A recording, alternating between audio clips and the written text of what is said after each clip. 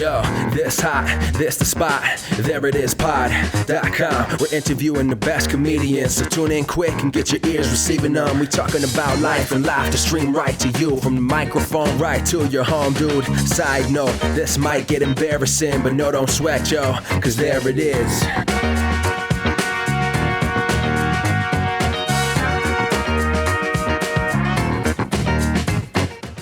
Welcome to the There It Is podcast. Thanks for being here. I'm your host, Jason Farr, and I have a great episode for you. Let's do this. Before we get into things, be sure to subscribe to the podcast on iTunes. Leave a review and be sure to follow the podcast on Twitter at There It Is Pod. Like There It Is Pod on Facebook too. Today's episode is a talk I had with renowned improviser and instructor Jill Bernard. She co-founded the artist-led huge improv theater in Minneapolis. This is arguably my favorite talk, but it's kind of hard to say because I love all of them. Either way, great episode. We get into some inspiring stuff. I think it's a great episode for improvisers or anyone interested in doing improv. It's all coming up right after this. Do you have there-itis? I hope you do. It's just the best condition going around. It's just like arthritis, but instead of hurting your bones, it makes you feel good. If you want to support the podcast, please do. Be a part of the There-itis Foundation by going to thereitispod.com and supporting the podcast. You can give one time or monthly. It'll help me keep bringing you this podcast, which is the only known medicine for there-itis. There is no cure. You can only contain there-itis with more episodes of There It Is. Jill Bernard, thanks so much for being here. Hey, no problem. I don't know a whole lot about your background, about how you got into comedy. I know what you've done in the world of comedy, but when did you know you wanted to get into comedy? Am I in comedy? I didn't know that. Well, it is, that is something with you that you're really an artist. I was always funny because, I'm the youngest of my family. I have two older brothers, and we were just always joking. My brother remembers the first joke I ever told. I was taking a bath, and we lived in Chicago. You have to know that part. And I was taking a bath, and I sang, "Noel, Noel, the first CTA strike," because the L is the name of the train there, and the CTA is the name of the company. And my brother was like, "That's when I knew you were funny." Oh, that's great. Yeah. I always wanted to be a performer, I guess. Mm-hmm. And I was always funny, so those two things kind of fell in together. I was doing scripted acting in college, and a friend was in comedy sports and recommended I auditioned, so I did. And comedy sports was my start in improv back in 1993. Wow. Yeah. So that start, and you've done so much stuff with comedy sports, like a lot of big things with comedy sports. You're in comedy sports Twin Cities, and you're on a world championship team for comedy sports, correct? Yeah, Minneapolis has won a couple of. I was on two winning teams for Minneapolis, although one of those is a famous tie. A few years ago, we tied with Milwaukee for world championships, which is the most comedy sports thing that could possibly happen, to have a world championship tie. That is adorable, right? It is. What real sport would be like, okay. You both can be world champions. Both Pistons and the Bulls can be the champions. That's hilarious. So your aim originally, when it came to entertaining and the performance art, was theatrically, and then, as you said, you got into comedy sports. Where was your mind at the time? I mean, were you saying, well, this is the avenue for me, or were you saying this is an additional thing I can do? wow, you're giving me a lot more direction in life than I possibly had at the time. Comedy sports just seemed really fun. Mm-hmm. Like, it was just like, this is a fun thing. This is where I belong. These are the best people I've ever met. I want to be with them forever. This is the most fun I've ever had. This is, and also in a lot of ways, like, comedy sports felt like what I was built to do. Like, there's a Okay. game in comedy sports called Five Things, where your team mimes to you and you guess. Mm-hmm. And that was the first game in my entire life I've ever been good at. So I'm like, oh, okay. Like, finally, I'm okay at Scrabble. But look at this. Here's a game I'm good at. That's when I felt like, okay, this is what I'm supposed to be doing. And at the time, there wasn't really a future in improv. Like, there wasn't a career path doing improv comedy. It certainly was everybody's hobby. It wasn't a main focus for anyone except those of us who were just like poor and, you know, sharing each other's couches. But yeah, I didn't want to do anything else. That's really, I think, fitting. I think that's really fitting. For a lot of people's stories, and having met you once and experienced what you're like, I can see that being a big monumental moment for you when you said, "Oh, these are my people." Yeah. So you've accomplished, as I mentioned, you've accomplished a ton in improv. Too much to rattle off. I mean, like a lot of stuff. How did all of those opportunities come to you? Obviously, it's a lot, so I guess you can't name them all. But Well, no, if you traced it back, there's really three routes. Comedy sports opened a lot of doors because there's comedy sports locations in a bunch of cities. And going to the World Championships introduced me to people. Then the Chicago Improv Festival, which at the time was one of the only improv festivals when I started going in the early 2000s. At that festival, I was introduced to lots of people who became contacts for me. And also Jonathan Pitts, the producer of the festival, has always advocated for me and recommended me to people. That, I think, you can trace back to a lot of things. And at the same time, in 1999, there was a message board on the internet called yesand.com. And it was how people met each other. There was no Facebook. There was no Twitter. And improvisers were talking to each other and finding out what people were doing on the other side of the country and the other side of the world for the first time. Like, there was no other contact. Before that, there'd been a couple of big improv festivals, and people just kind of drove to them and hoped it would be cool. Like, there was no way to check and see or make plans. But yeah, how did people even get? I mean, how would they would just submit a tape? They would send a VHS tape and just get a letter back. Tape, or or they call you. You know, they call you on the phone. I got a couple calls. Yeah, I remember that when people would call. Oh, nice. You mail an envelope with a VHS tape in it. Yeah. So, I mean, you ended up traveling the world. And when did that start happening for you? I think it was 2007. I went to, Norway, and that was my first international, off-continent. I've been to Canada a bunch. Right. Yeah, you're right. Kind of right there. My first big trip. And in a way, it was a trick because the people I worked with were so good that I thought, like, it doesn't matter if you speak the native language of the people. Like, you could just coach their improv anyway because they were wonderful. But it's been harder since then. It's really hard to coach people who are not performing in your language. Sometimes it works out, but... But that was people I met through the Chicago Improv Festival who invited me to come to their city. Okay. Yeah, so that's the way that worked. So what is your big take back on what to expect out of improv. I mean, there are plenty of people who get into improv now, and they have heard about the famous names, the Jill Bernards, the Zach Wards, and all the big names that are thrown about, Ben Rameka, whoever.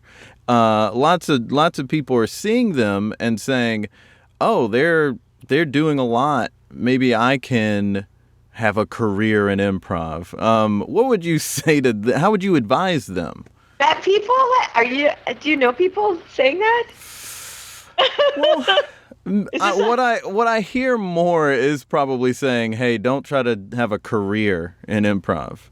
But I assume there must be people saying that if there are people who are saying, "Hey, don't try to have a career in improv." Oh, wouldn't it be funny if there aren't, though? If there were just naysayers but no sayers? It's always it always comes across as a hey, do improv, but People, people ask me the version of that question, I guess, that is the smaller version of what you're saying is people ask me, how do you get to be a festival teacher? Because that seems like the next category. First, you teach at the schools in your town, and then you start being able to teach at festivals. And there's a funny thing about being a festival teacher. All you have to do is teach at one festival, and then you're a festival teacher. Resume needs one bullet point, and everything unfolds from there. So if you can get one festival to have faith in you, it can all come from there. And it might be a smaller festival near you. If there's a small festival in a city near you, that's a way to get a start. Or there are festivals that take applications for teachers, not a lot of them, but some of them are a good place to start. I've always recommended the North Carolina Comedy Arts Festival as a good first festival because they do so much for the performers, but also they hire a lot of teachers. So sometimes they're always really great teachers, but they're not necessarily the people whose names are at all of the festivals. All you need is for one festival to take a chance on you. And then even better than festivals is if you can get one theater in another city to take a chance on you. Because more lucrative than going to festivals is, for example, if I can go to Toronto just for a weekend, and a theater there will have faith in me and put up an intensive or a bunch of individual classes. And yeah, the first time you do that, you probably have to sleep on someone's couch and pay your own airfare, but you'll get a couple bucks. And then every year you just ask for a little more money, and then and then some years you ask for too much money and they say no thank you, and that's fine too. It just grows. It's a very slow growing process, but all you need is one festival to start with or one city to start with, and then people talk to each other. Most of the festivals I've gotten in my life have been some other festival recommended me, or one of their company members saw me at another festival and went back to their home festival and said, "Hey, I was at this other festival. I took a workshop with Dill. It was great. We should bring her to our festival." And that's how it happens. Most of the emails I get are, "Hey, I just heard about you from so-and-so at this other festival." Yeah. Or recommend each other, right? Like, I've gotten Joe Bill into festivals, and Joe Bill's gotten me into festivals. So it's, you recommend the people you think are good, and then it kind of spreads around. Yeah, well, we loved having you at our first festival here. The first time we did a festival, you were fantastic. Yay, great. Yeah. It is such a testimonial, too, I can give for NCCAF, the North Carolina Comedy Arts Festival, because that one is another one where there are a lot of great teachers, and you're meeting a lot of great people and getting to see them perform and just hang out with them as well. Yeah. It's super fun. So if you could go back and speak to Jill when she started Comedy Sports, what would you tell her? Oh, man. Yeah. I really feel lucky because everything went well for me. Um, I mean, I feel like there's stages of development you have to go through, right? Because like when Mm-hmm. the thing is, I started when I was 21, and I feel like I was very much a teenager in mindset. Like I was 21, but I wasn't an adult in my brain. So when people ask me how has improv changed you, like I would never be able to separate it out because my entire adult life has been improv. But the teenager I was, the young person I was, I needed a lot of audience approval. That's what I was in it for. I was in it for the audience to clap for me and laugh at me. And that's what I needed and wanted from them, from the show. And I don't even know when the desire to create art overtook the desire to receive public public approval. I think I might have been 30. I think it might have taken 9 years to settle down and be in improv for something other than the approval of a room full of strangers. Um, yeah, what would I tell myself? I would tell myself, hey, dummy, you're an introvert. You don't have to go to every party. And yeah, you don't have to. You're an introvert. You don't have to be the life of the party off stage just because you're crazy on stage. I think that would have been helpful information that would have solved a lot of problems. Mm. Yeah. I can definitely see that as being good advice for so many improvisers that I've met. Right. Um, Yeah. Yeah. What advice would I give beginning improvisers? Um, just be good to each other mainly is the problem because sometimes we get in and we're so worried about ourselves that we're not looking at everybody else and taking care of them in the right way. We talk over them, we bulldoze them, we take them for granted, we make them the butt of jokes. At least I did. And I think it's because I was self-focused, not partner-focused, even though your teachers say, make your partner look good. mm-hmm. That didn't really mean anything to me. I didn't I didn't decode the jargon until later. So I think the way I train people now that's different than the way I used to train people is to be more considerate of each other and make sure everyone is having a good time and not just me. Mm.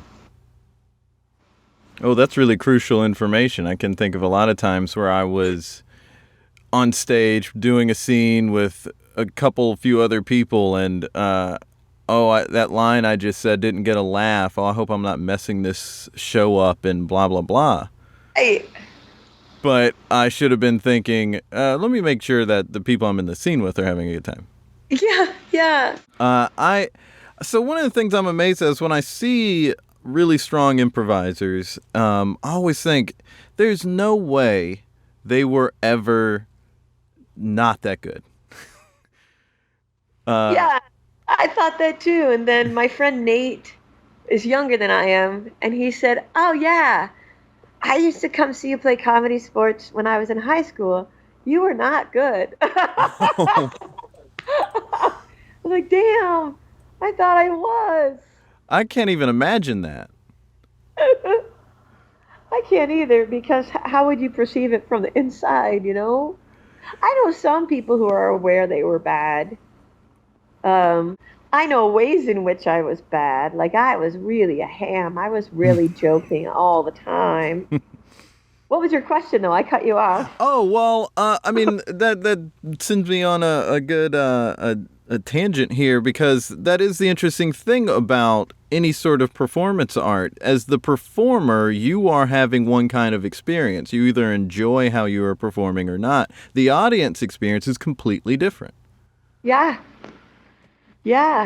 And that's whether you're playing an instrument or, whatever. It's the experience for the artist is doing it. Right. My boyfriend likes performing improv a lot more than he likes watching it. He does not like watching improv, but he loves performing it. And it's like, you jerk. We all have to watch your shows, but you're not going to watch anybody else. Well, I wonder, is that a thing like like like watching someone play video games versus playing video games? Probably. Probably. And now that you say it, I like both of those things. I like watching people play video games. I have some friends who are like, oh, I hate playing video games. I just like to watch people play. Really? Wow. Yeah, just That's a couple funny. of friends. But I had a hard time watching someone play video games because I'd be like, oh, you missed this thing. Why don't you go back and do this thing? Right. That's funny. But the thing, so obviously, improv as a skill, it's something you get better at when you practice it, right? You get good because you kept practicing it. But the thing I've experienced often in shows is that no matter how much I've practiced, I can still revert back to performing like a beginner or making just rookie mistakes. It's like Bush League mistakes. How does... I don't see you making these Bush League mistakes that I make whenever I see you perform. Oh, yeah, I do. Really? Yeah, I do. But to me most of my mistakes you wouldn't see if you only see me do solo improv, because solo improv, your mistakes are your strengths. So when you craft a solo improv piece, what you're doing is making everything that you're bad at into something that's good for the nature of the piece. So you don't see errors because they're the strengths. But in group improv, I still make the same mistakes I made year one. And what I tell people about that is you have to laugh at them. They have to be like an old friend, right? Like whenever I talk over someone in a scene, I just laugh because it's like, my old friend talking over your scene partner. How have you been, dear old pal? And I feel that the other year, maybe it was a year ago already, but it was so striking. I missed a tag out. Somebody tagged me out, and I was like, what do you want? Like, I didn't know. Like, what? Did you just miss a tag out edit 20 years later? Yeah, we are going to still make the same mistakes. And I know everybody. I haven't really talked to advanced improvisers about this, but I bet you they would say the same thing, that you still make the same mistakes. And it's just that your worst show is so much better now. Your worst show is now as good as your old best show. So you don't really see it. And it's because you have that strength now. Yeah. The extra strength. It's something about being at peace with judgment. You can't judge yourself too harshly. I learned really something beautiful in Spanish that I noticed the other day is that the words juzgar, which is to judge, and jugar, which is to play, they're only one letter different. There's just a Z. And I love that they're so close, because you cannot play if you are in judgment. So the sooner you can improvise without judgment, the better. But of course there are these moments of rigidity where we're in judgment. And the sooner we can find them funny and laugh them off, I think, for me, that's when I'm happiest and most comfortable. Of course I'm going to be in judgment, but can I laugh it off and find it funny instead of settling into it? Can I know that I'm wrong in that moment instead of thinking that I'm right? That reminds me of something I read Stephen Colbert say in an interview not too long ago. I think it was right before his show launched. Vanity Fair, somebody did an interview with him. It was a great piece. And he said in that one of the things he learned starting out in Second City was that someone there would say, learn to love the bomb. That makes sense. Yeah. So just get used to it not going well on stage and loving those moments and looking at it the way you did of saying, oh, hello, old friend. Yeah. I like that. That's very insightful. And I imagine there's a certain level of focus that you have to be able to pick up on all those things in a show. It's a weird kind of focus because for me it's about holding things lightly. instead of tightly. I think of it like catching a firefly in the backyard. You have to hold it in your hand softly. Or when you hold the reins of a horse, you don't grip them. They rest on your hand. You can't hold it too tightly.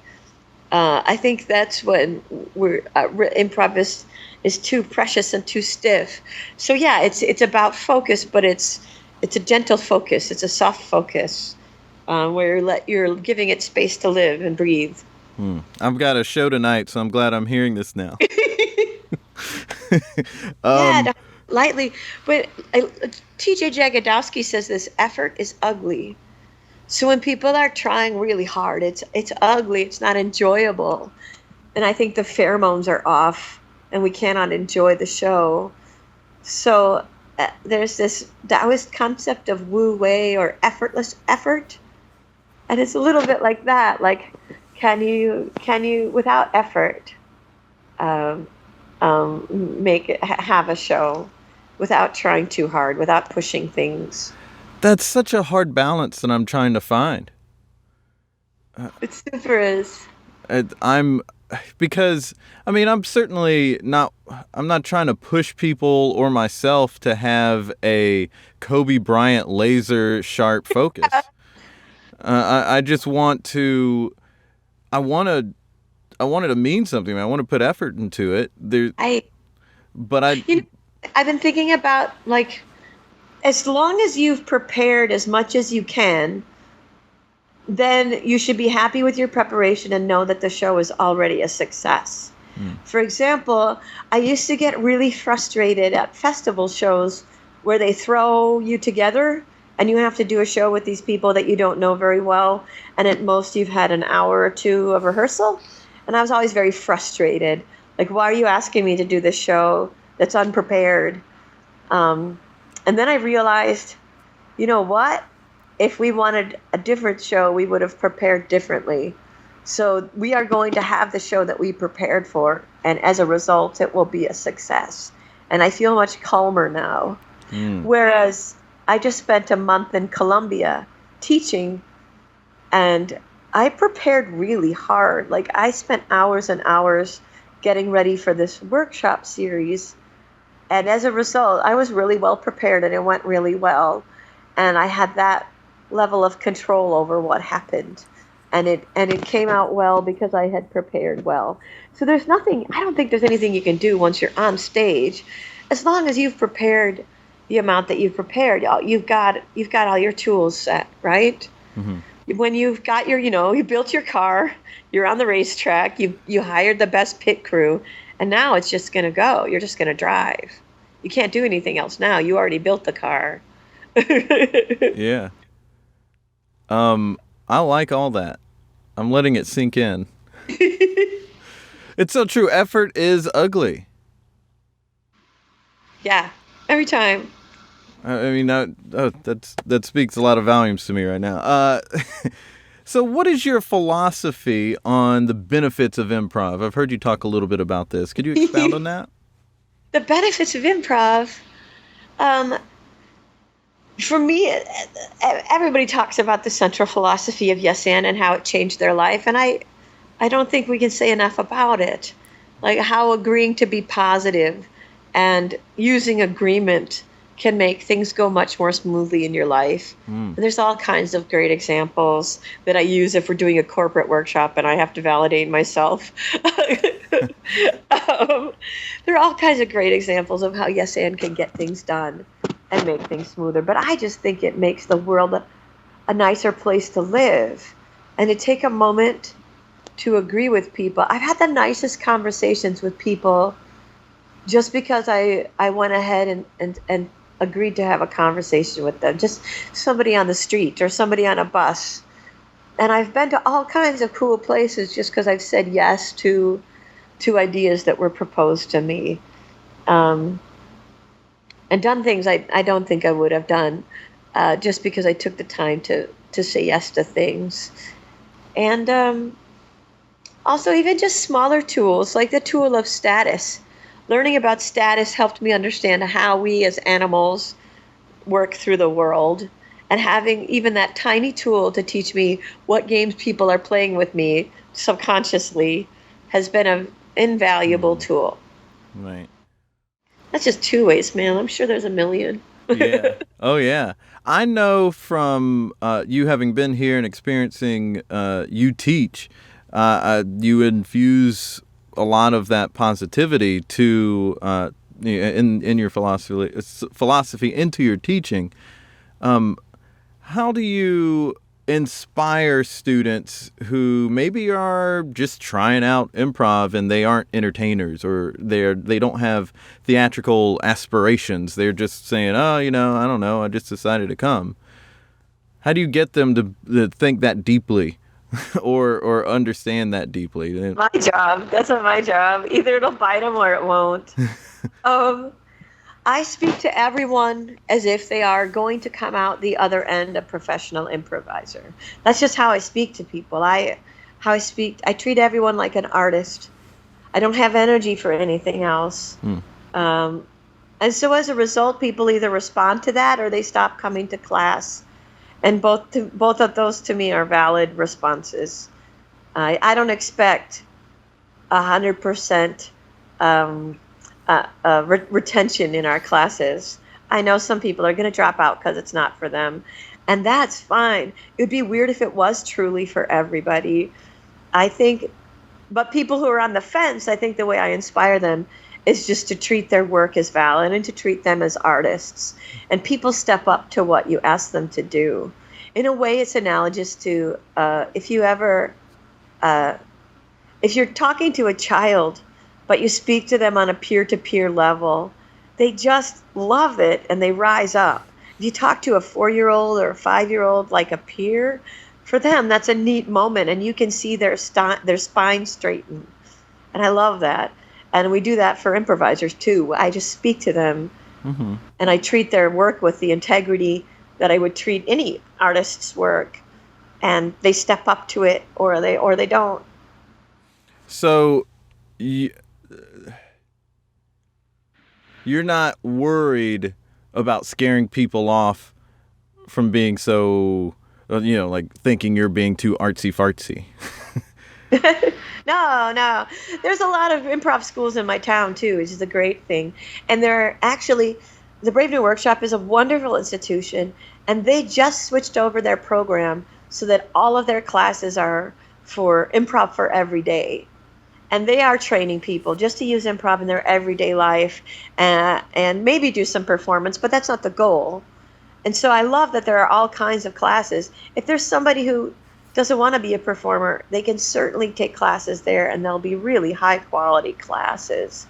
But if you come to Huge and you study with me, I'm gonna treat you like an improviser, and I will treat you kindly. I'm not going to, it's not like being treated like an improviser means I'm going to break you down or something. It just means I'm going to treat your work with respect. And I understand, one of the things I've noticed is when people come to class on the first day of their first class, we're not all at the same place.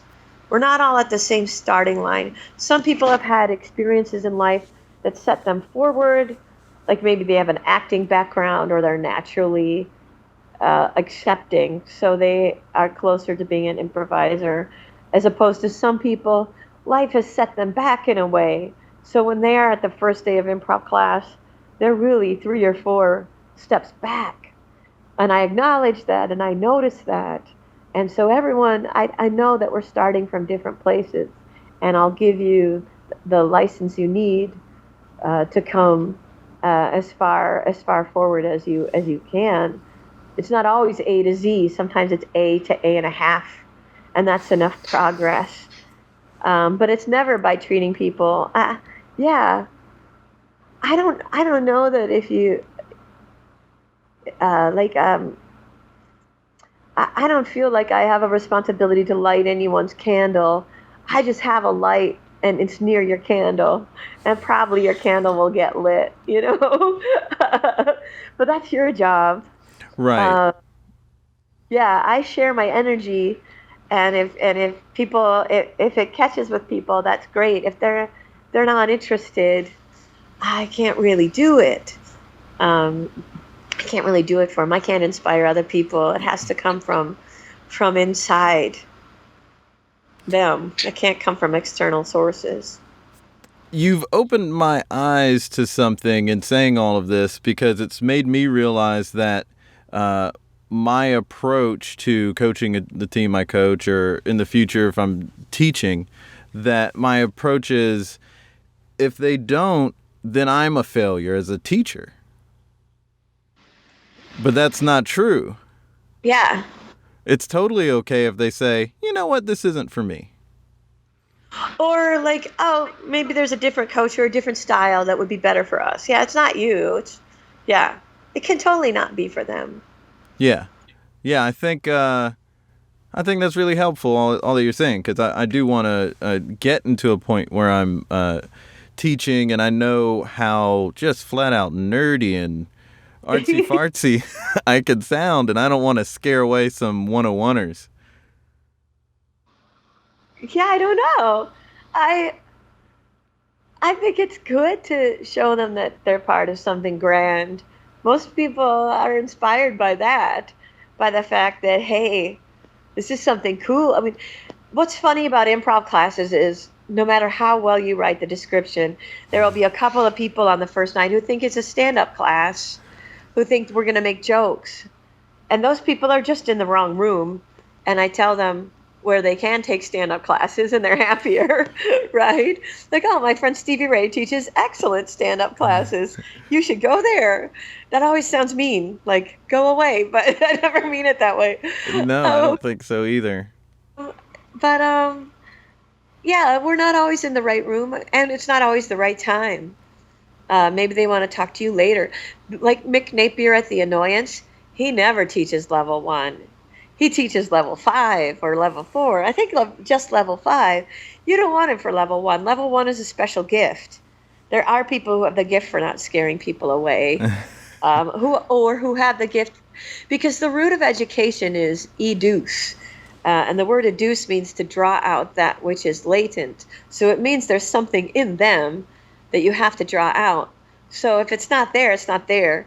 But if it is there are people who are really gifted at drawing it out. And there are other people who, yeah, my friend Michael is terrifying. When he teaches a 101, they come out like soldiers. They come out, yeah, let's do it from, because they've gone through this battle together. Whereas other people, it's a much gentler process. So there are a couple of things, and they're just jumping out at me right now that I'd like to pick your brain about some more. One is how you're everyone I've met, and I, including myself, have all been like, Jill Bernard is the sweetest.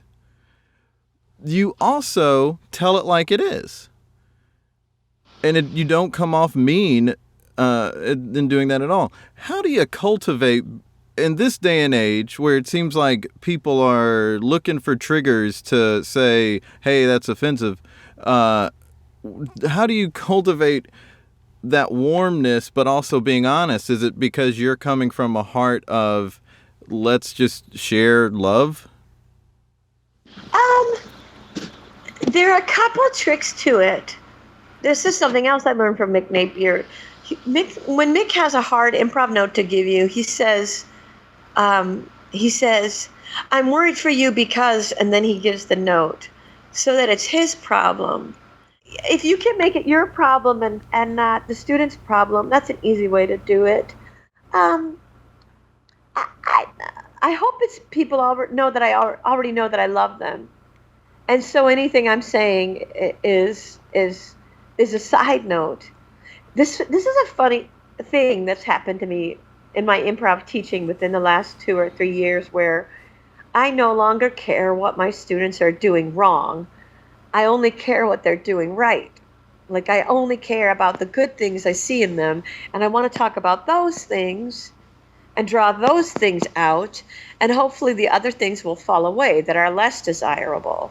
So if there's something I need to talk about that's negative, it feels like a minor tweak to me. it feels like just a slight adjustment as opposed to a big deal.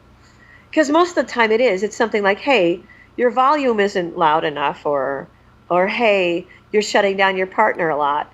We can treat that as something easily adjustable, as opposed to a big deal. And that's how I feel about it right now. I don't know. I've offended people. I've made people mad. I've gotten better at not just being snappish and saying something off the cuff.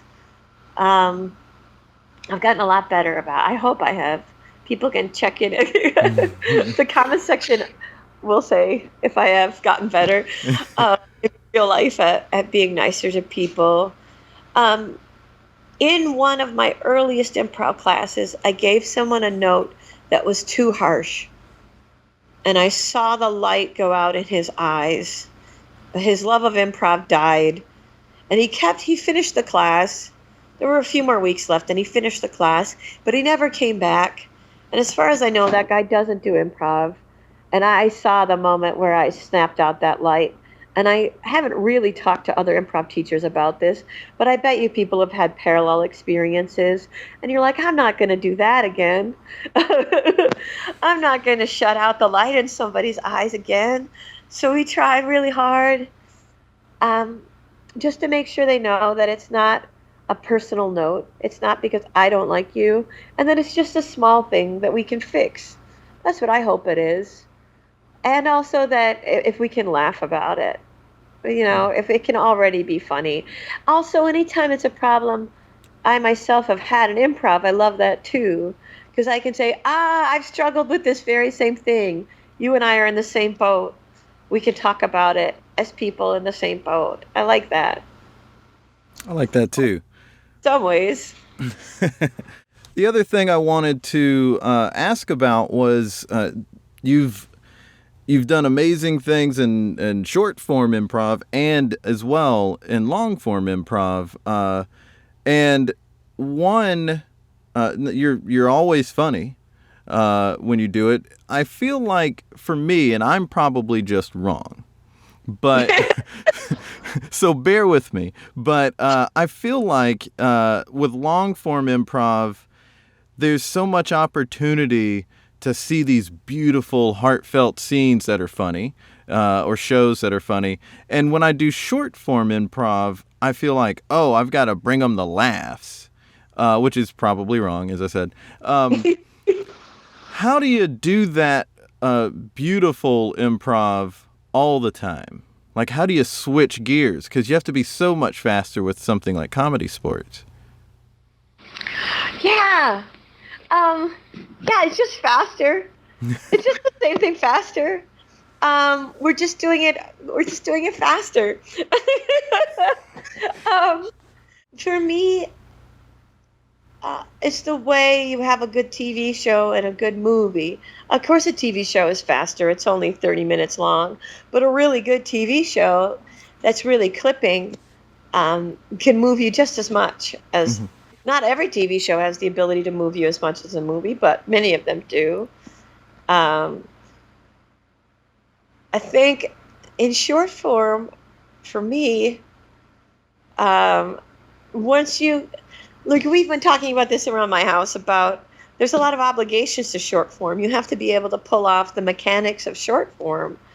And the smoother you can be with that, the more room there is to play. I've been thinking about like improv as a fish to bones analogy. When you order a piece of fish, there's an ideal number of bones in that fish, and the bones are the things that hold it together.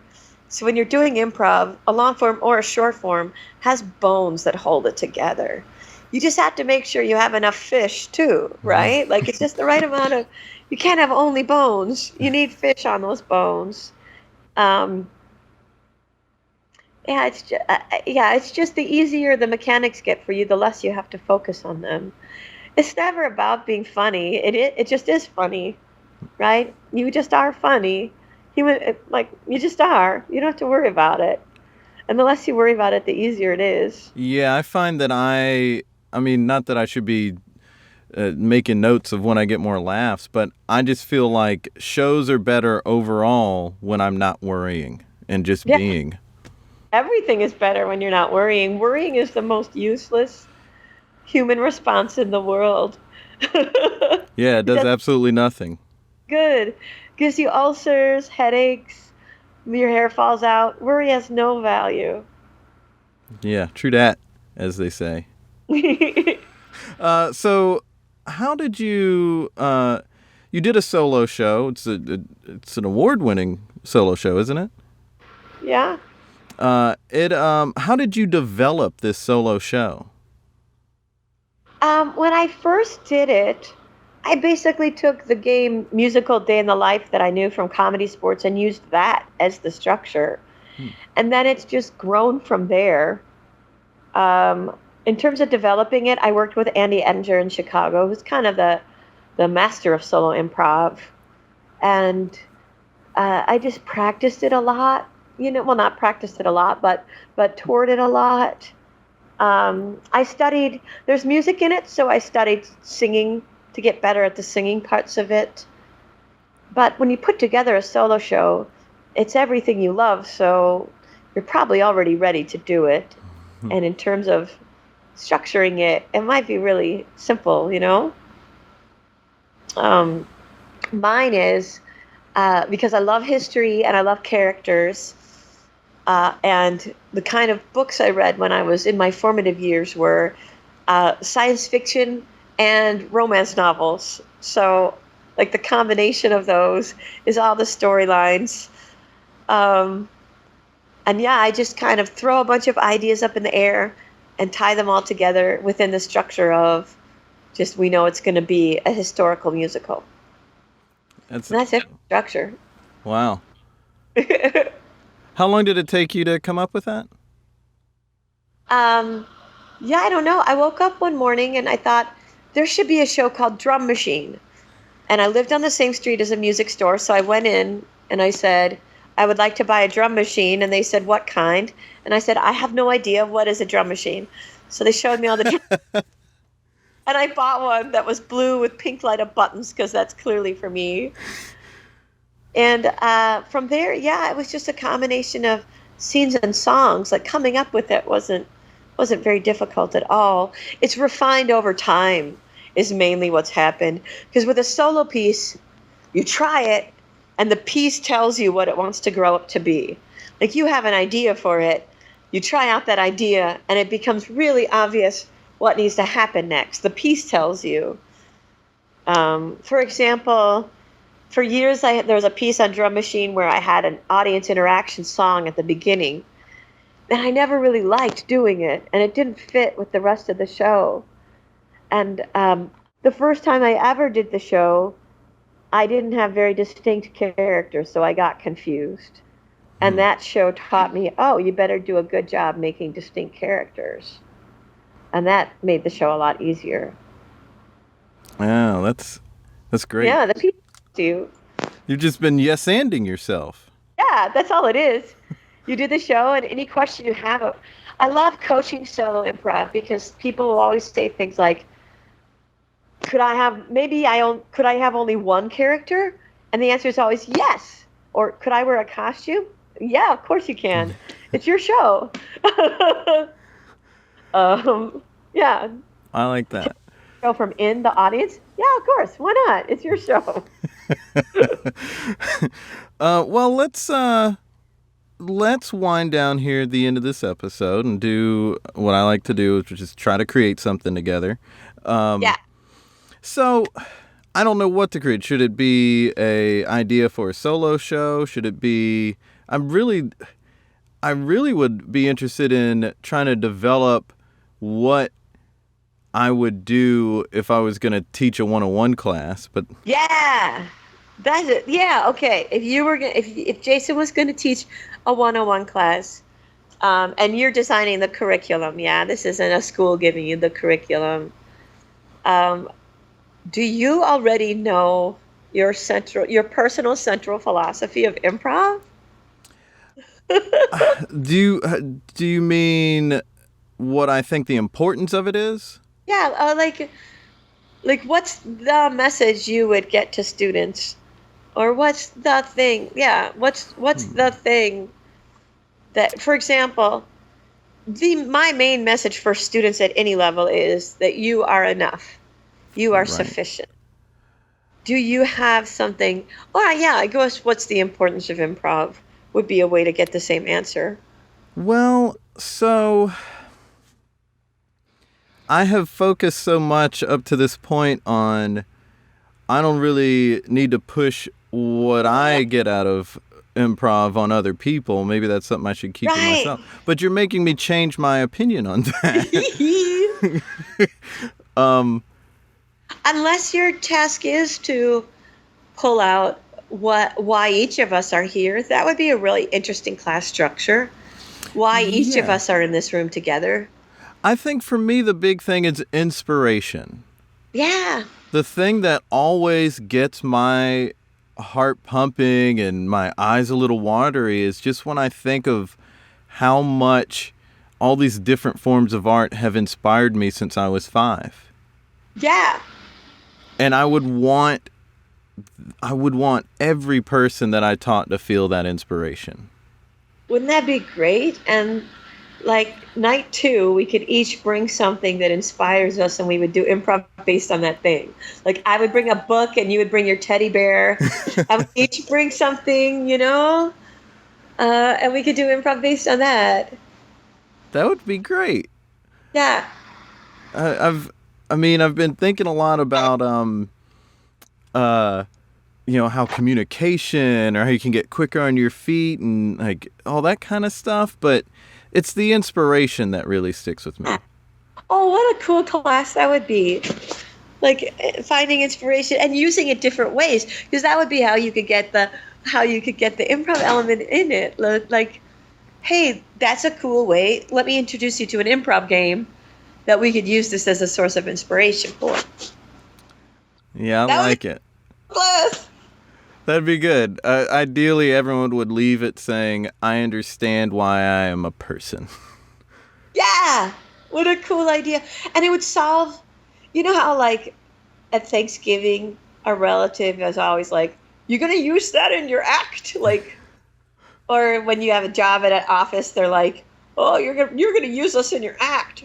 Yeah. I think it would show people much more how we use the world. Because it's not like the improvisers don't use the world. We do use the world, but it's more like this. Like a movie I enjoy inspires the texture of my scenes. Or we happen to be doing a scene about dogs. So in that scene, I have a dog that's like my old dog, That would be so cool. Oh, there it is. Yeah. Jill Bernard, I wish I were more like you. I hope to be. Thanks, brother. Nice talking to you. Nice talking to you, too. You're a good one. Yay. What a great talk. I thought it was an honest and earnest conversation. We worked a lot of stuff into that chat, even a little Spanish lesson. Talking to Jill helped remind me of why I want to do what I want to do in improv. Plus, it had a lot of good lessons and good reminders. I'll probably have to listen to it a couple of times for it all to sink in. She is such a great teacher and really means what she says. I love that about her. We need more people like that. Honest, well-meaning people who can just be straightforward, only trying to help you love yourself a little better. Jill has a great book for anyone starting out in improv. It's one of the top 3 books I think you should read if you're starting out. It's called Jill Bernard's Small Cute Book of Improv. You can buy it at jillbernard.blogspot.com. Keep up with Jill online. You can like her Facebook page and follow her on Twitter at JillyB72, JillyBEE72. Today's episode was sponsored in part by the early support of wonderful people like Miley White, Angela Barber, and Joe Johnson. Thank you all so much for your support. If anyone else would like to support, you can at thereitispod.com. May you all have their-itis. Follow me on Twitter at JasonFarJokes. You can follow the podcast at ThereItIsPod. There you have it, folks, another episode of There It Is. In next week's episode, I have Last Week Tonight writer and stand-up comedian Josh Gondelman. It's a great one. He is super nice. Two very kind people back to back. I love it. I'm your host, Jason Farr. Until next time, be good to each other. The music for the theme song was created by Neil Brooks. The rap was written and performed by Nick Acevedo. The logo for There It Is was created by Jeff Prater. The There It Is podcast is produced by Jason Farr.